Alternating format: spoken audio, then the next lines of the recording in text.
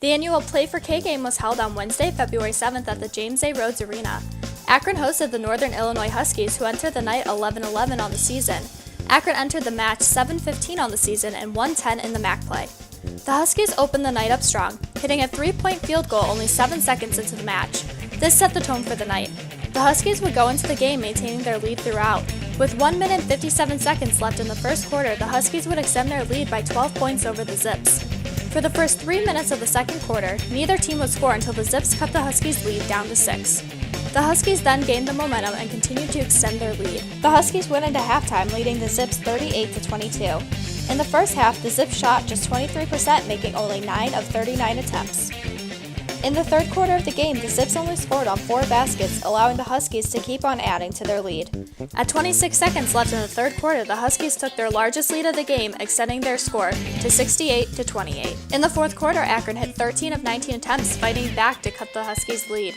The Zips lost the game to the Huskies, losing 84-61. Destiny Perkins led the Zips with 16 points and scored 10 points alone in the fourth quarter. Alyssa Clay scored 15 points on the night for Akron. Here's head coach Jody Katz with their thoughts on the game. I mean, we knew Northern Illinois is a very good team, and always been very impressed with their coaching staff and how hard those kids play. And they've had so many injuries this year, but her kids just play hard all the time, and just in another gear. And we came out and we just didn't play hard. We didn't get stops, which was disappointing.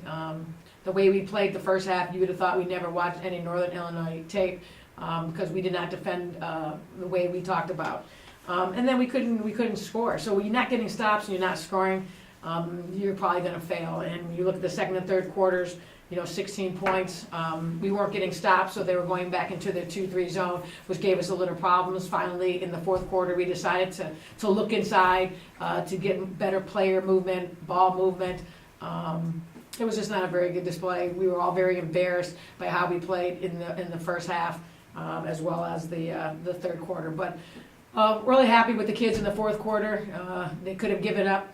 They got lectured pretty hardly. At least like the last 5 or 6 minutes. I thought we played harder. They went with their bench. We got a little momentum. Put our starters back in. We still had the momentum, but you can't do that. When you pick and choose. So just disappointed how we started out. Disappointed how we followed the scouting report. Disappointed with a lot of people tonight. So we'll have to learn from it. Really wanted to give the kids tomorrow a day off. Since we don't play till Sunday, but a days off for us are earned, and I don't know if we really earned that today. Usually after games, we do the same thing. We go back to the drawing board and watch tape and hope we learn from it. I'm just not quite sure we're learning from our mistakes because we continue to make the same mistakes and do the same things, and going to have a little bit more of a fight because this conference is tough, and it doesn't matter what your record is, doesn't matter where you play. You have to bring your A game, and we did not bring the A game in the last couple of games, and the results are we're getting beat. Next, Akron travels to Michigan to take on Eastern Michigan.